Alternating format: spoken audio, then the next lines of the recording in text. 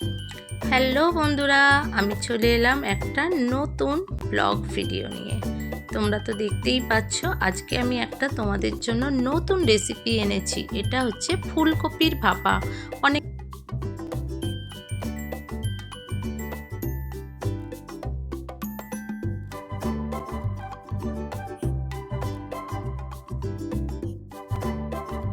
দেখো বন্ধুরা, ফুলকপিটা ভালো করে বড় বড় করে কেটে জলে ধুয়ে নিয়ে নুন, লঙ্কা, হলুদ দিয়ে ওটাকে 1 ঘন্টার জন্য মিশিয়ে রেখে দেবো।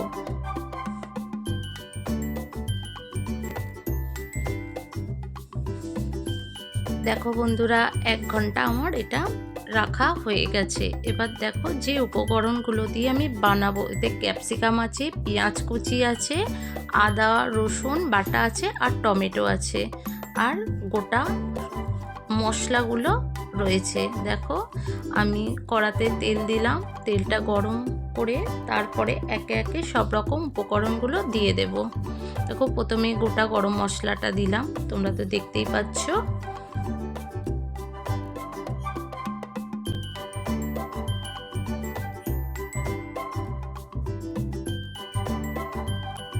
এবার এতে আমি পেঁয়াজ কুচিটা দিয়ে দেব। ভালো করে পেঁয়াজ কুচিটা দিয়ে ভাজা করতে হবে, সেটা তো সবাই জানি আমরা। আর তার সাথে অবশ্যই কাঁচা লঙ্কাগুলো দিয়ে দেবো। আর আমার ঝালের পরিমাণটা খুব কম, তোমরা যে যেরকমভাবে ঝাল খেতে চাইবে সেরকমভাবে ঝালটা দেবে।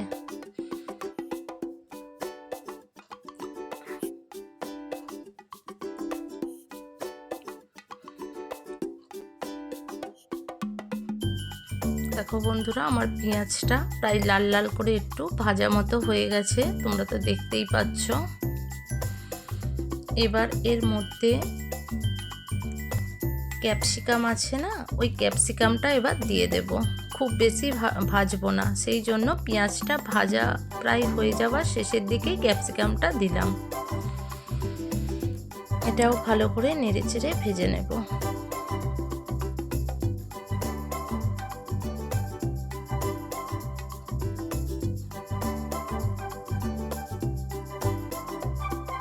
এবার রসুন বাটাটা দিয়ে দেব।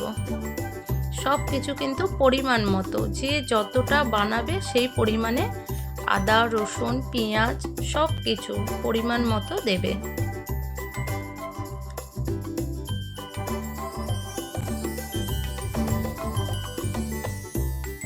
দেখো ভালো করে রসুনটা দিয়ে লাল করে একটু ভেজে নেব, কারণ রসুন তো একটু ভালো করেই ভাজতে হবে, আমরা সবাই জানি।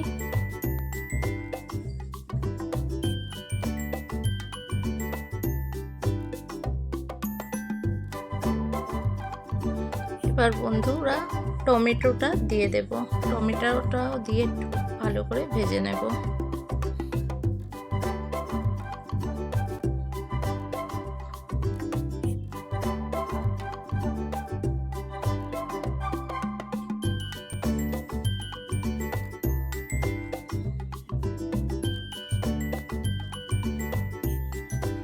টমেটোটা দিয়ে ভাজার পরে আমি আদা বাটাটাও দিয়ে দিলাম।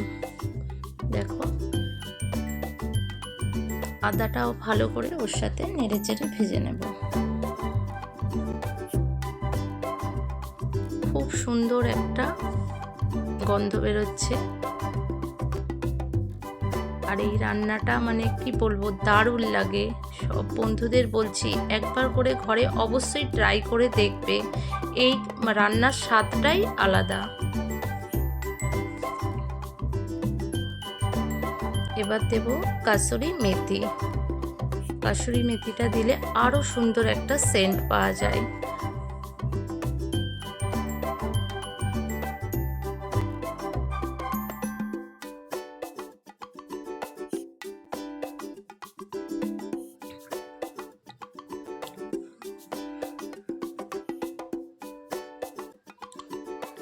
এবার লঙ্কা হলুদ একটা বাটিতে পরিমাণ মতো নিয়ে তাতে জল দিয়ে ভালো করে ওটাকে মিশিয়ে দিয়ে দেব।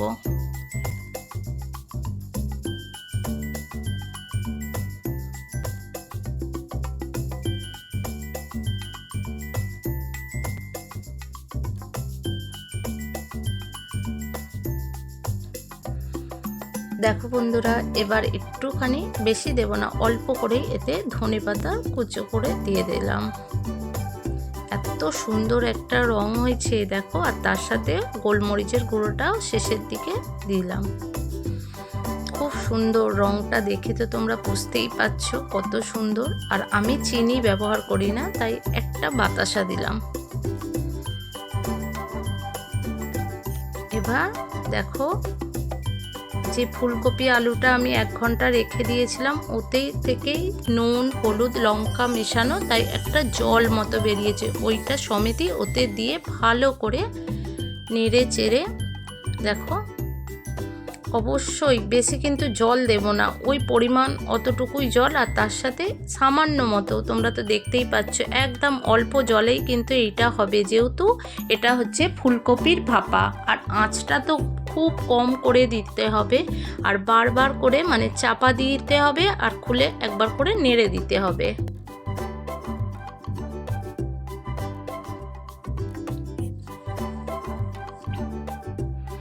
আমি চাপা দিয়ে দিলাম, দেখো আবার চাপাটা খুলে দেখলাম, মানে বারবার কিন্তু এরকম করতে হবে। দেখো পরিমাণ মতো নুন দিয়ে দিলাম, প্রথমে তো নুন দেওয়াই ছিল, আবার আমি একটু সামান্য মতো দিয়ে দিলাম। আর যে ধনেপাতা কুচি ছিল সেইটাও এবারে দিয়ে চাপা দিয়ে 5 মিনিটের জন্য চাপা দিয়ে রেখে দেব। আর বারবার করে কিন্তু এটাকে খুলতে হবে আর নাড়তে হবে, যেহেতু খুব অল্প পরিমাণে জলটা দেয়া, বুঝতে পারছো তোমরা। আর খুব সুন্দর একটা মানে কি বলবো, সেন্টটা এত সুন্দর এখন।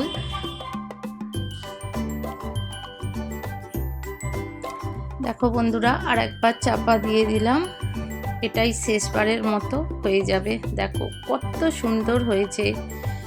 যারা যারা দেখছো বন্ধুরা, অবশ্যই একটা করে লাইক করে কমেন্টের মাধ্যমে জানাবে। আর আমার ভিডিওটা দেখার জন্য সকল বন্ধুদের অনেক অনেক ভালোবাসা।